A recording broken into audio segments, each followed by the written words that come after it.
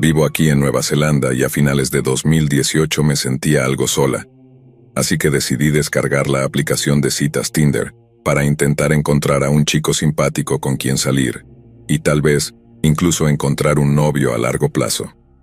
Terminé emparejándome con un chico que había venido de Australia y charlamos durante 2 semanas antes de finalmente encontrarnos.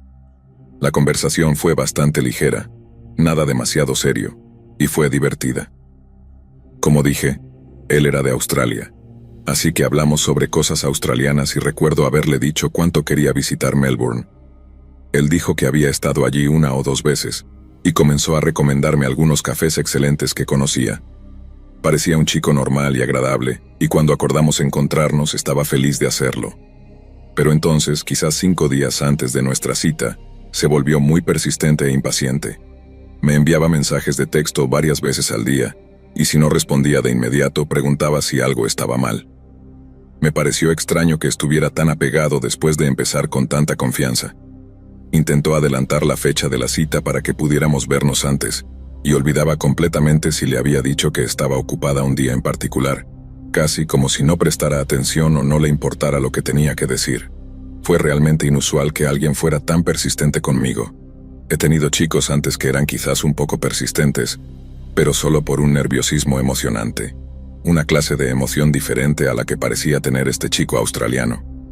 Simplemente no podía entender por qué no podía esperar hasta el domingo que habíamos acordado para encontrarnos. Se sentía muy narcisista, y debería haberlo visto como la señal de alerta que era, y simplemente no haberme encontrado con él. Tenía los mensajes guardados en mi teléfono por un tiempo, así que tengo un registro de las fechas exactas y las horas en que envió algunos de sus mensajes.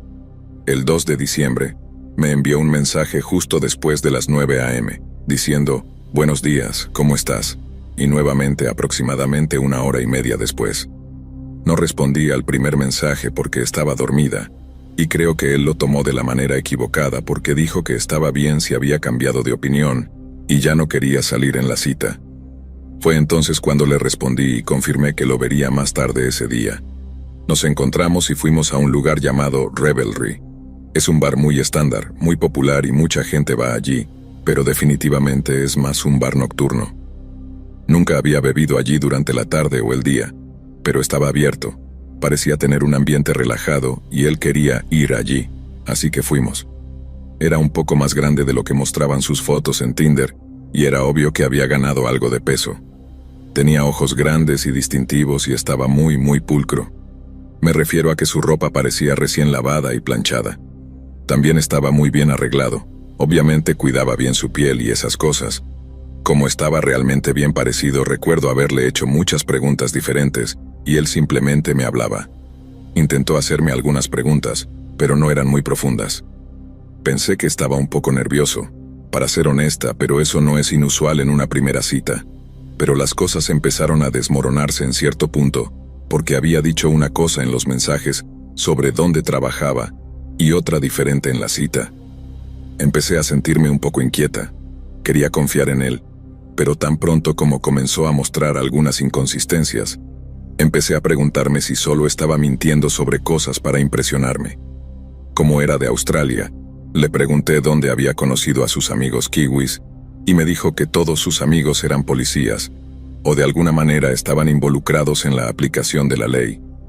Habló de cómo se había encontrado con ellos mientras bebía en varios bares, cómo se conocieron con el tiempo y cómo regularmente lo invitaban a sus lugares para barbacoas y cosas así.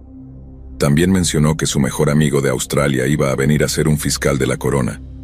Fue entonces cuando noté que muchas de las cosas de las que hablaba tenían este tema recurrente. Parecía obsesionado con ese tipo de cosas, lo que, en retrospectiva, explica mucho. Creo que estaba tratando de procesar algunas de las cosas que había estado haciendo en los días anteriores, y salió en su estilo de conversación. Obviamente pensaba mucho en policías, cuerpos muertos, y formas en que las personas pueden ser asesinadas, en la fiscalización, la justicia y el sistema judicial, y simplemente salió de una manera muy extraña, como en nuestra primera cita. Como dije antes, hablamos bastante sobre él siendo amigo de muchos policías diferentes, y entró en bastante detalle sobre los detalles de ciertas investigaciones que aparentemente habían compartido con él. Dijo que estaban teniendo un momento realmente difícil en ese momento, debido a cuerpos que desaparecían en las cordilleras de Waitakere. Me dijo que los perros rastreadores de la policía solo pueden detectar carne en descomposición a 1,5 metros de profundidad bajo el suelo. Así que si los cuerpos están enterrados más profundos que eso, la policía no podrá encontrarlos. Pensé que era un tema un poco mórbido para hablar en una primera cita, pero era un hecho interesante de todos modos. También entramos en una conversación sobre todas las diferentes clases de serpientes venenosas en Australia, y se volvió bastante animado al respecto. Obviamente tenía una pasión por el mundo natural. Era bastante extraño, pero pensé que era lindo.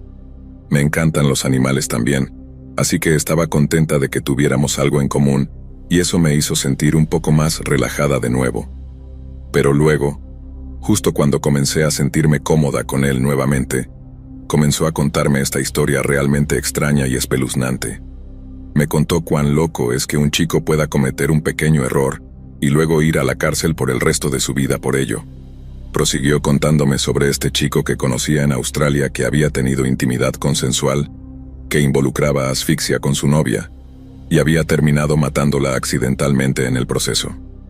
Me aseguró que todo el asunto fue un trágico accidente horrible, como las cosas simplemente salieron mal de repente y como el chico estaba realmente molesto porque la amaba y nunca la lastimaría a propósito. Pero aún así, el chico fue condenado por homicidio involuntario y enviado a prisión por mucho tiempo. Lo que sé ahora es que esto podría haber sido él probando una historia conmigo. Cuando pudo ver que me sentía un poco incómoda con lo que estaba diciendo, trató de cambiar el tema para que pudiéramos hablar de cosas más mundanas. No intenté hacer una salida rápida ni nada por el estilo. Estoy bastante acostumbrada a lidiar con todo tipo de personas, y no estoy diciendo que las personas que hablan de cosas oscuras en la primera cita sean malas personas o algo así, pero definitivamente fue raro. Estuvimos juntos un rato, pero después de unas 3 horas más o menos, inventé alguna excusa por la que tenía que irme y nos despedimos. Cuando nos estábamos despidiendo dijo, «Mi coche está por aquí», y señaló una calle en particular. Mi coche estaba por esa misma calle, pero en ese momento me sentía incómoda y mi instinto me indicó que caminara en otra dirección. Además, él era mucho más grande que yo, así que si algo salía mal, sabía que no podría defenderme. En retrospectiva fue una buena decisión. Fue mi intuición. Mi cerebro decía que esto era extraño. Aquello era extraño y, mirándolo ahora, es realmente extraño pensar en quién era él realmente. No creo que esté en el ámbito de lo que los cerebros humanos normales puedan comprender, pero justo el día antes de que nos encontráramos, el chico con el que había salido en esa primera cita había asesinado a una chica en su habitación de hotel. Una chica británica llamada Grace Millane. La razón por la que mencionó a su amigo que estranguló accidentalmente a su novia es porque así es como la había matado, aunque si fue a propósito o no es otra cuestión. Además, la razón por la que mencionó la cordillera de Waitakere es porque ahí fue donde terminó deshaciéndose de su cuerpo, y todo ese otro asunto sobre los perros rastreadores era una investigación que había estado haciendo la noche anterior que aún consumía su mente. Es difícil mirar hacia atrás y pensar que eso le había pasado justo a ella.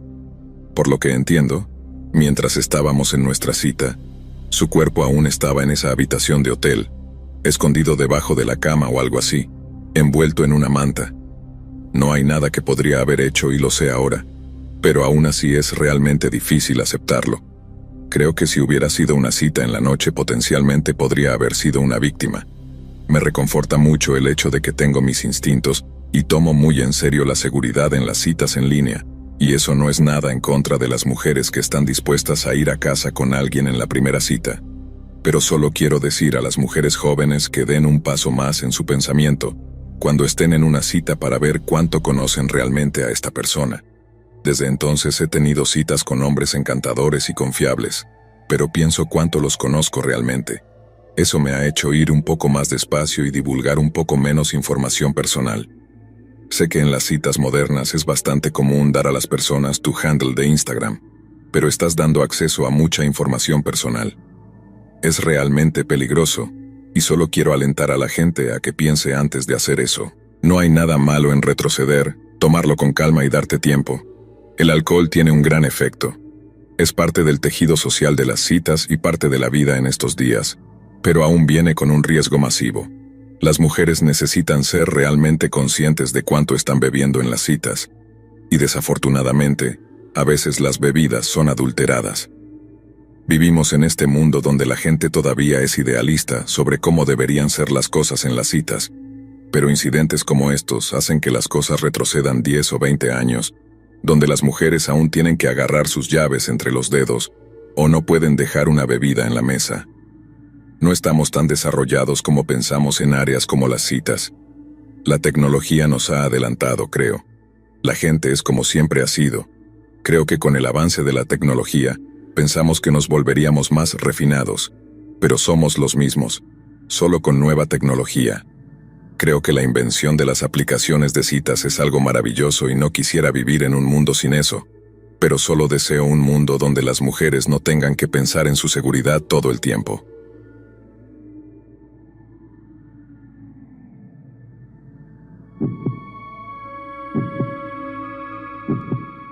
Hace unos meses decidí que ya había superado la ruptura que tuve durante el verano con mi novia de largo plazo. Me tomó meses superarlo porque estaba realmente desconsolado, pero en algún momento simplemente tienes que volver al ruedo, ¿no? Así que descargué esa aplicación de citas, Hinge, y comencé a deslizar perfiles. Definitivamente es la mejor aplicación de citas que he encontrado, ya que te permite enviar mensajes directamente a las chicas en lugar de solo esperar que te vean y hagan match contigo. Así que definitivamente me dio una mejor oportunidad de hablar con el tipo de chicas que me interesan. Y una de ellas fue una chica persa llamada Sirushai. Sirushai era, honestamente, una de las chicas más hermosas que había visto jamás. Tenía este gran revoltijo de cabello oscuro salvaje que estaba teñido de rubio hacia las puntas, pómulos muy altos, cejas perfectamente esculpidas y algunos de los ojos marrones más profundos y atractivos que había visto. Era simplemente deslumbrante y como había crecido en Teherán, la capital de Irán, yo tenía cierta ventaja. Verás, hablo un poco de farsi, el idioma que hablan allí, y pensé que eso podría impresionarla si le decía, lo cual hizo, y boom. Solo una hora o más tarde de haberle enviado mi primer mensaje, ya estábamos charlando. Era una persona extremadamente ocupada y me sentí halagado cuando dijo que haría tiempo para verme. Así que organizamos encontrarnos para tomar un café durante el fin de semana. Ella llegó a nuestra cita con su equipo de gimnasio y se disculpó por estar tan informal, pero solo podía hacerlo después de una sesión programada con un entrenador personal. Pero a mí no me importó en absoluto. Se veía absolutamente impresionante en sus pantalones de yoga y estábamos tomando café, charlando sobre nuestras vidas, nuestros intereses, todas esas cosas típicas de una primera cita. Cuando miro por las grandes ventanas de vidrio y veo a este tipo apoyado contra su coche. Al principio pensé que mi mente me estaba jugando una mala pasada, pero después de un minuto o dos, me di cuenta de que simplemente nos estaba mirando fijamente. En un momento, Sirushai notó que yo miraba por encima de su hombro y preguntó qué estaba viendo, y comenté sobre el tipo afuera que parecía estar observándonos seriamente. Entonces ella se giró. Miró por encima de su hombro y luego volvió a girarse con una mirada de terror en su rostro, diciendo algo como, «Tenemos que irnos ahora». Yo estaba como, «¿Por qué? ¿Conoces a ese tipo?» Y ella negó conocerlo. Pero no soy tonto, supe cuál era la situación de inmediato. O era un miembro de la familia controlador o algo así, o era un exnovio psicópata. Pensé que todo lo que haría sería seguirnos para tratar de intimidar o algo así, pero nunca imaginé que realmente me atacaría de la manera en que lo hizo. Verás, donde vivo está construido a lo largo de este gran río de 1,5 kilómetros de ancho, y la cafetería en la que Sirushai y yo habíamos decidido reunirnos estaba justo en los muelles. Así que estamos caminando por el paseo marítimo de la ciudad cuando el tipo me acorrala, me agarra por el cuello y comienza a empujarme hacia atrás hasta que mi espalda estaba inclinada sobre las barandas. Intenté quitármelo de encima, pero este tipo era una unidad absoluta, y por más que lo intenté, no había manera de quitármelo de encima. Y lo que pasa con el río donde vivo es que tiene una corriente realmente fuerte. Como si te caes de un bote o por el lado del paseo, puedes estar en serios problemas, ya que la corriente te succionará bajo el agua, te ahogará y luego simplemente te arrastrará hacia el mar de Irlanda. Así que todo el tiempo que me está amenazando diciéndome que deje en paz a Sirushai, todo ese machismo, Sirushai está golpeándolo en la cabeza diciéndole que me suelte y, todo el tiempo, estoy pensando que si me caigo, soy hombre muerto. Y no creo que él tuviera idea de ello tampoco, como no parecía ser de nuestra ciudad, ya que tenemos un acento muy particular que él simplemente no tenía. Probablemente pensaba que podía lanzarme al agua y avergonzarme un poco y que estaría bien. Pero te lo digo ahora, no habría estado bien y habría sido acusado de homicidio involuntario. Pero gracias a Dios, no me tiró por las barandas, solo se retiró y se fue por donde había venido después de desahogar un poco de vapor. Quiero decir, la chica era hermosa. No lo culpo por estar un poco dolido después de una ruptura o por estar celoso de otro chico. Pero Jesucristo, si hubiera estado más enojado, si realmente hubiera perdido el control, no estaría aquí escribiendo esto. Estaría flotando en el mar de Irlanda en algún lugar, tal vez lavándome como un cadáver podrido en la playa del condado de Cork, todo por culpa de un idiota que se puso un poco celoso.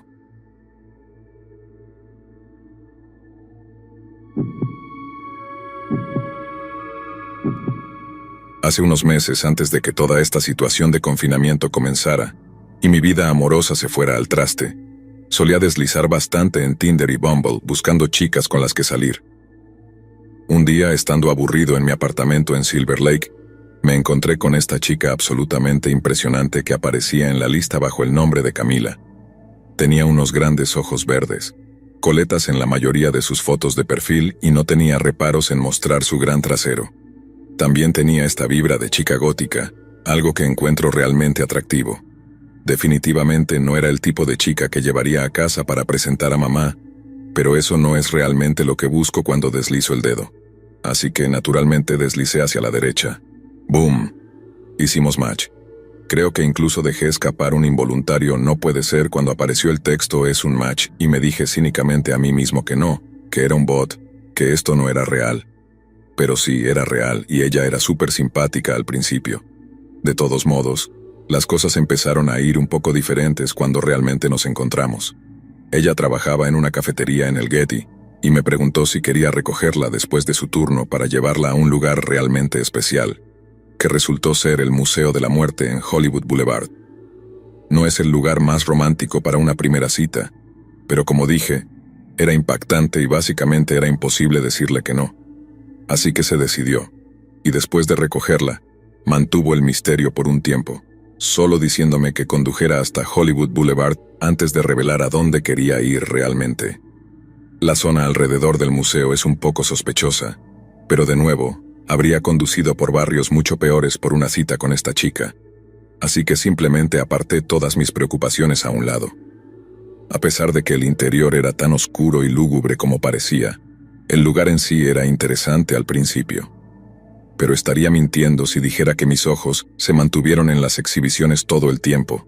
Estaban prácticamente pegados a su trasero cada vez que podía mirar sin que me atraparan. Definitivamente no era particularmente espeluznante, pero las cosas que Camila empezó a decirme mientras caminábamos por el lugar sí que lo fueron, y de una manera grande y mala. Como dije, las exhibiciones eran interesantes, pero eso era todo lo que eran, aparte de ser grotescas y espeluznantes.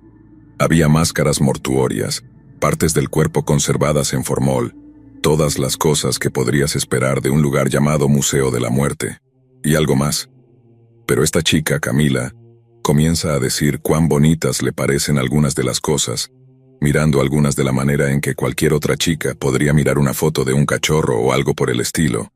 Luego empieza a hacerme todas estas preguntas extrañas sobre cómo me gustaría morir. Sí, cómo me gustaría morir. Le digo que no me gustaría morir en absoluto. Fue, legítimamente, la pregunta más escalofriante que creo que me han hecho, y ella insiste en que todos tienen una forma en la que más querrían morir. No quiero arruinar la cita o nada por el estilo. Ella parecía loca, y las chicas locas pueden ser realmente divertidas.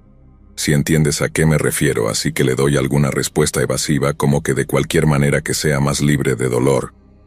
Ella comienza a decirme que esa fue una respuesta aburrida, y cómo a ella le gustaría morir de hipotermia, porque aparentemente te hace sentir todo cálido y somnoliento hacia el final. Como algunas víctimas de hipotermia, incluso se han quitado la ropa antes de morir, y simplemente se han acostado en la nieve o lo que sea antes de que sus corazones dejen de latir. También me dio un largo y detallado discurso sobre cómo quitarle la vida a otra persona sería mejor que incluso intimar, si captas mi indirecta. Cómo esa sensación de poder puro debe eclipsar cualquier sensación que las drogas o el alcohol puedan ofrecer.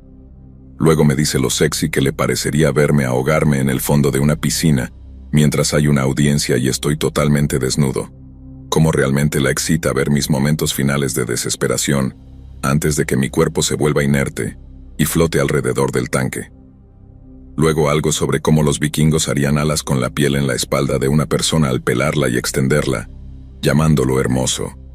Como era como arte o algo así. Cuando terminó de decirme todo eso y yo estaba adecuadamente asustado, comenzó a llamarme mascota y cómo quería que estuviera encadenado al pie de su cama para poder hacer conmigo lo que quisiera. Ahora cualquier otra chica pensaría que eso era increíblemente erótico, pero después de lo que Camila acababa de hablar, realmente no pensaba que lo que ella tenía en mente para mí involucrara algún tipo de placer. Cuando se trataba de llevarla a casa, de hecho me dijo que me detuviera a unas cuadras de su casa, porque no quería que supiera exactamente dónde vivía. Dijo que no se podía ser demasiado cuidadoso en estos días, con todos los psicópatas en el mundo que usan aplicaciones de citas. Sí, me lo dijo después de haber pasado como una hora hablando de todas las formas en que querría morir, o cómo me vería morir. Tan pronto como llegué a casa, bloqueé su número. Nunca había tenido tanto miedo de alguien, y mucho menos de una chica con la que quería enganchar. Así que, Camila, si estás leyendo esto, no volvamos a encontrarnos.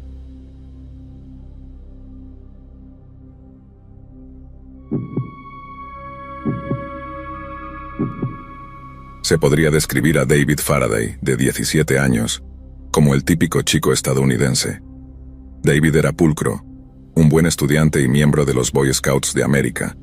Aparentemente también era algo así como un árbitro moral, ya que una vez se enfrentó a un vendedor de marihuana afuera de su escuela secundaria, cuando éste intentaba vender la droga a los estudiantes.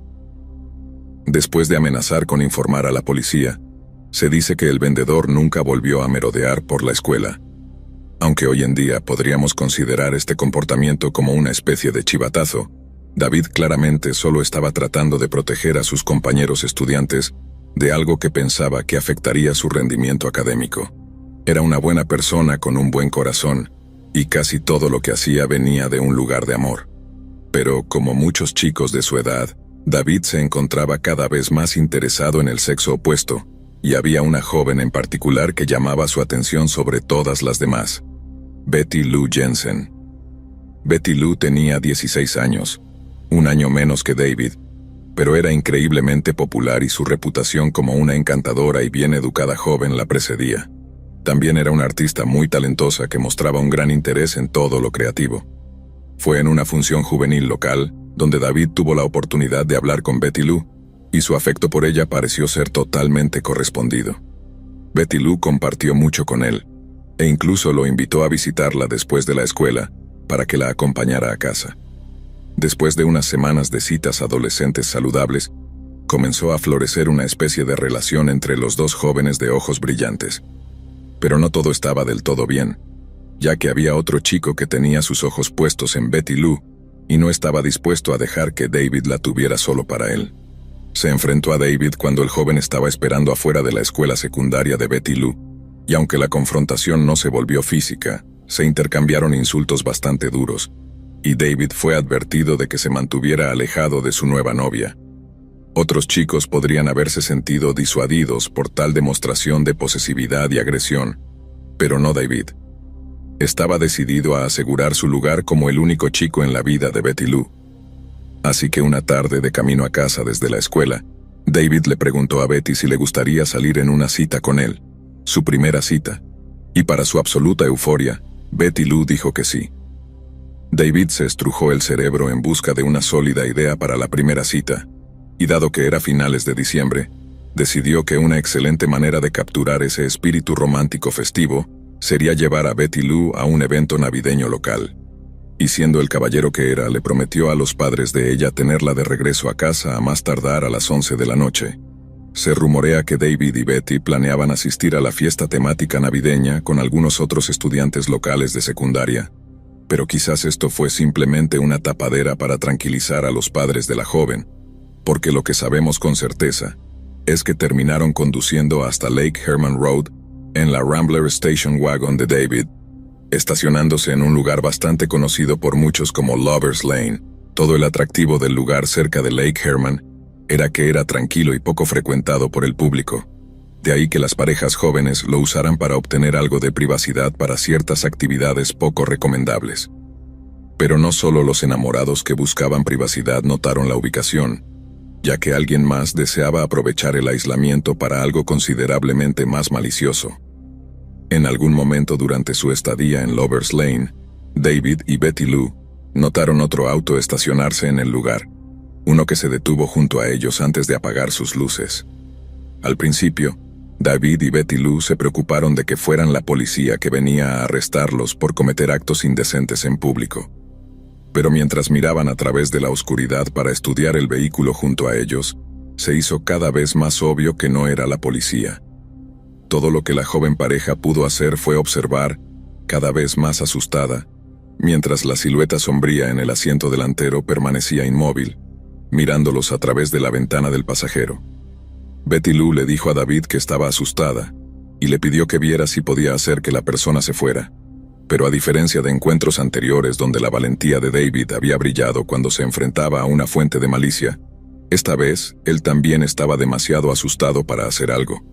Pero mientras se preparaba para arrancar el motor de la Rambler para poder llevar a Betty Lou lejos de allí, el conductor del otro vehículo salió y se acercó al lado de David.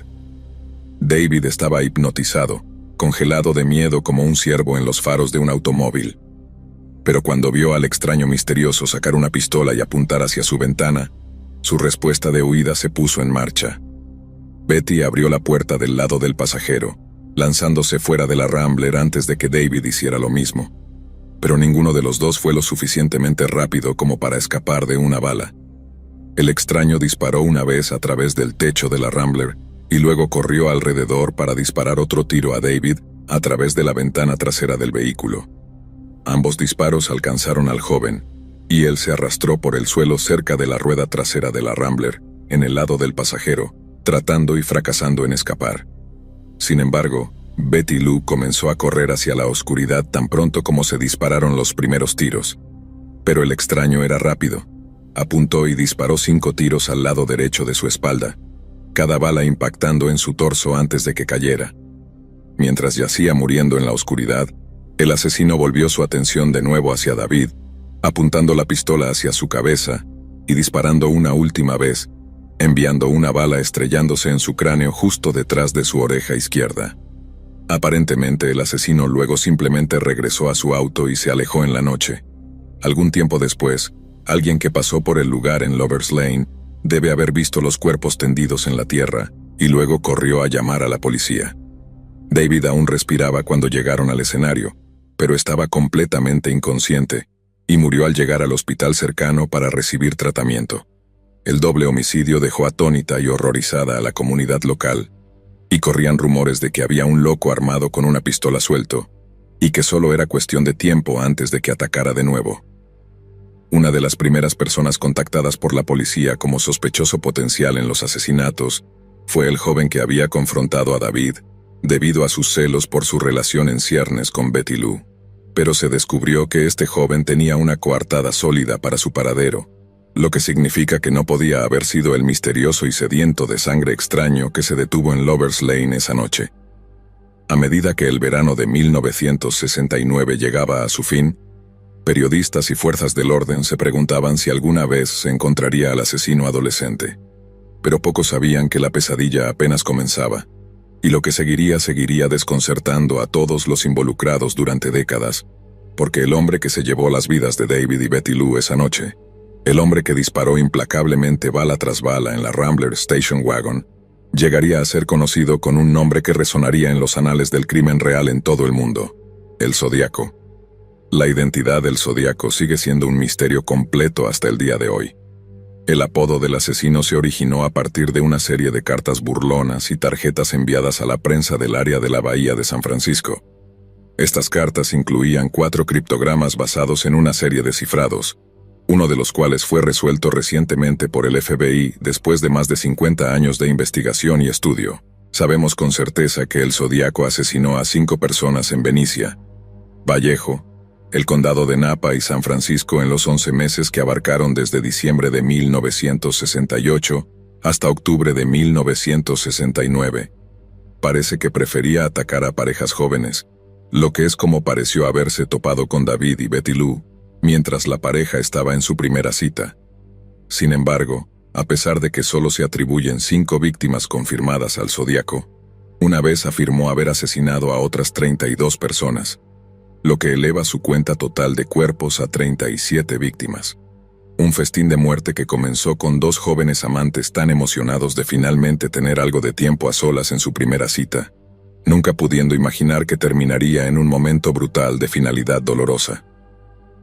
Entonces, la próxima vez que estés en una primera cita, no te apresures a ir a algún lugar apartado, ya que nunca se sabe quién podría estar observando o siguiendo, listo para convertir un momento romántico perfecto en una pesadilla viviente.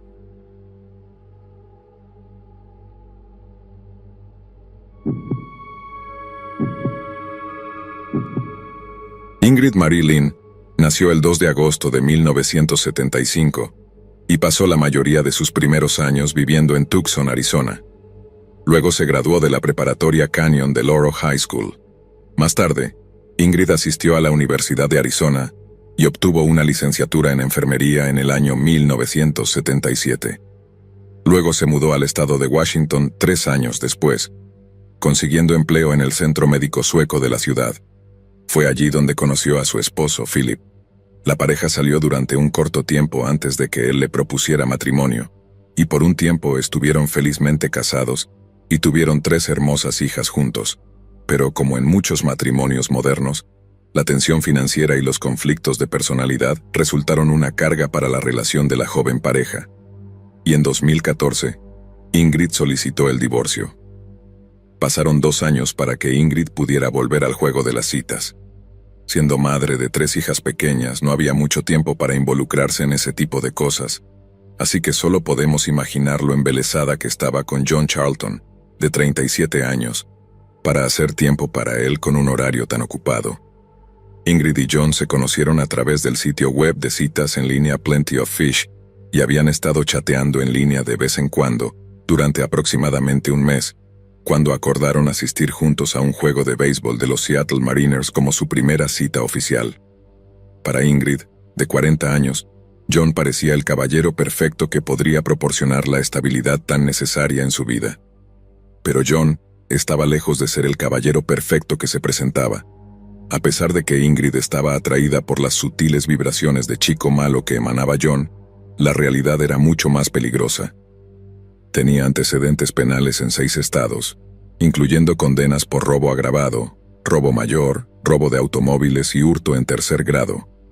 Y en contraste con su afirmación de recibir un cheque de pago regular como trabajador de la construcción, John era, de hecho, un trabajador diario sin hogar.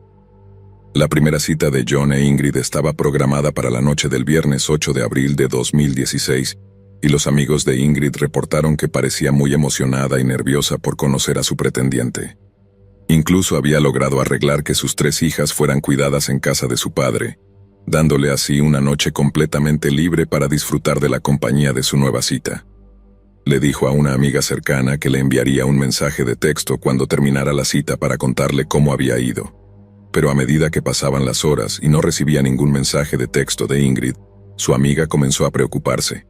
Intentó llamar al teléfono celular de Ingrid una y otra vez, pero la llamada seguía sonando sin respuesta, y solo logró calmarse y dejar de intentar comunicarse con ella cuando consideró que la falta de respuesta podría significar que la cita había ido un poco demasiado bien y podría ser una buena señal.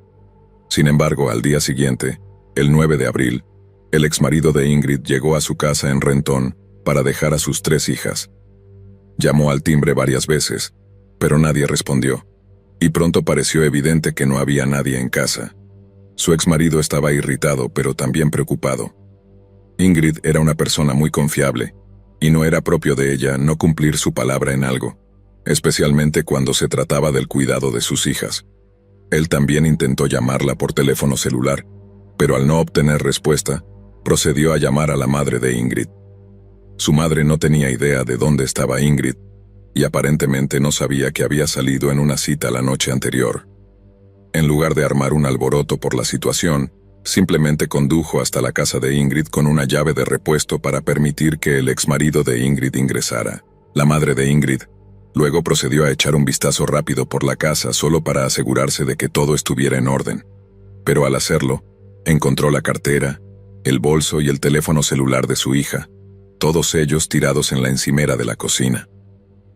Sabía que sería muy inusual para su hija salir sin llevar consigo todos estos objetos, y fue solo en ese momento que comenzó a preocuparse por la seguridad de su hija. En ese momento, la madre de Ingrid llamó a la policía de Seattle para informar la desaparición de su hija. Alrededor del mismo tiempo que se reportó la desaparición de Ingrid, un propietario de una casa que vivía a unos 17 kilómetros de la casa de Ingrid también llamó a la policía.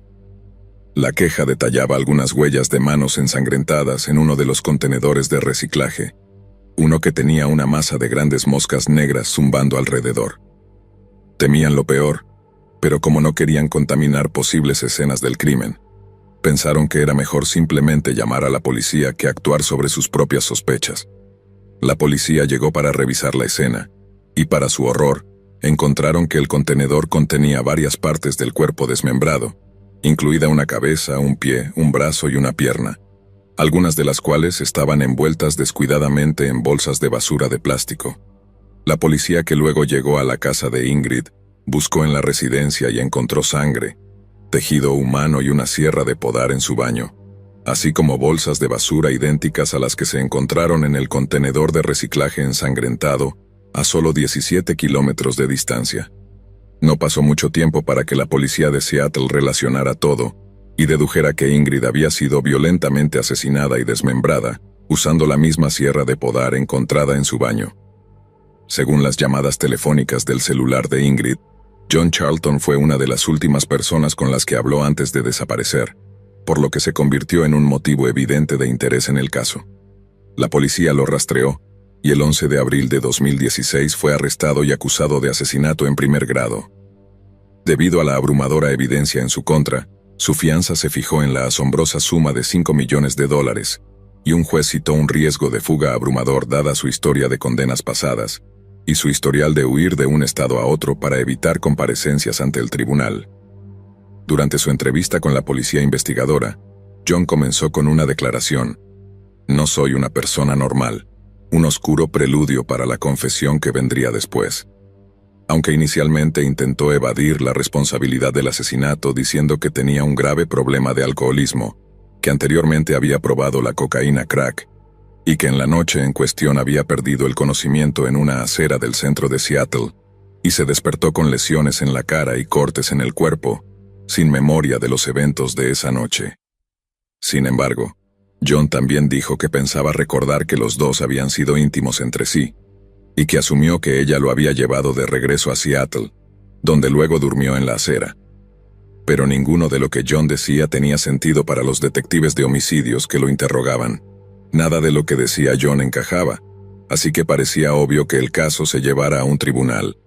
En este juicio, John inicialmente se declaró no culpable de los cargos en su contra, pero en el transcurso del contrainterrogatorio por parte de los fiscales estatales y ante la abrumadora evidencia, finalmente cambió su declaración a culpable.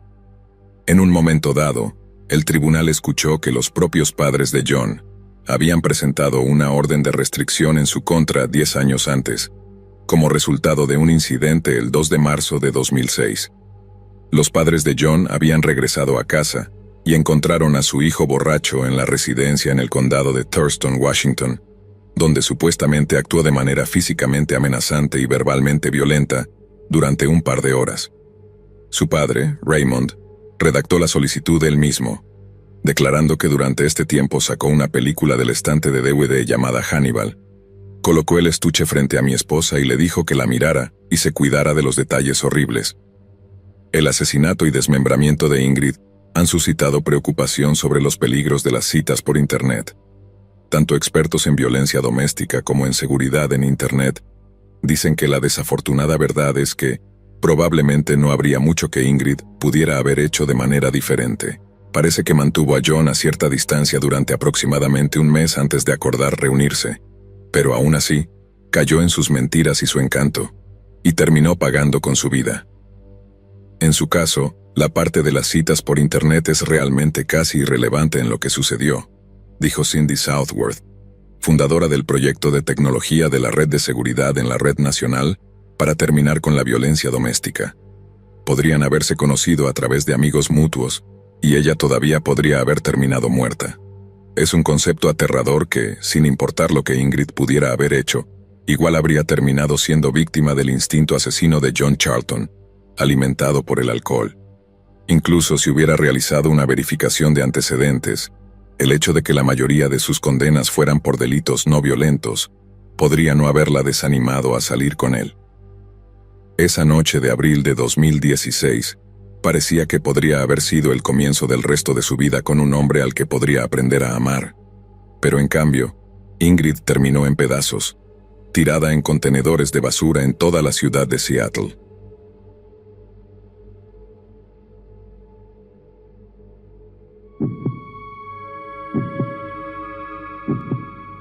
Ashley Nicole Pegram creció en Somerville, un pueblo de alrededor de 50,000 personas en el condado de Dorchester, Carolina del Sur. Ashley era madre de 3 hijos pequeños y vivía con su madre. En 2015 tenía solo 28 años cuando conoció a un chico llamado Edward Bonilla, a través de una aplicación de citas conocida como Meet Me. Edward, de 30 años, usaba el nombre de pantalla eMoney Bond, y después de que él y Ashley hicieron match, comenzaron a usar la aplicación de mensajería Kik para mantenerse en contacto.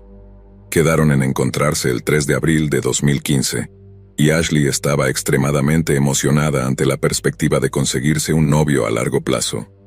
No era fácil encontrar hombres interesados en una madre soltera de 3 hijos, y ella sabía que sus hijos necesitaban estabilidad y una figura paterna saludable en sus vidas para darles la mejor oportunidad posible en la vida. Pero las pocas horas antes de su primera cita con Edward, fueron la última vez que se la vio con vida. No regresó de su cita esa noche y fue reportada como desaparecida poco después. Los oficiales de policía que investigaron su desaparición se enfocaron instantáneamente en Edward como el principal sospechoso, después de obtener y analizar sus registros telefónicos. Durante la subsiguiente entrevista policial, encontraron que las respuestas de Edward a las preguntas sonaban sospechosamente inconsistentes. Se tropezó tantas veces bajo el intenso escrutinio que la policía tuvo motivos para arrestarlo por cargos iniciales de obstrucción de la justicia, lo que les daría el tiempo necesario para buscar evidencia de que había asesinado a Ashley y desechado su cuerpo. Durante las búsquedas que siguieron, los investigadores lograron encontrar rastros de sangre en el auto que él poseía, así como en los lugares donde se hospedaba. El análisis posterior mostró que la sangre contenía ADN que coincidía con el de Ashley, y Edward fue formalmente acusado del asesinato de una joven mujer. Todo lo que la policía necesitaba para un caso irrefutable en su contra era el cuerpo de Ashley. Pero mientras estaba detenido sin fianza en una instalación local, la policía, que usaba perros rastreadores de cadáveres para peinar un área boscosa, justo fuera de Somerville, logró encontrar lo que quedaba de ella. Había sido enterrada en una tumba poco profunda con lesiones consistentes con la violencia homicida. El cuello y las muñecas de Ashley habían sido atadas con cinta adhesiva eléctrica, y había signos visibles de trauma contundente en la cara y la cabeza de la chica.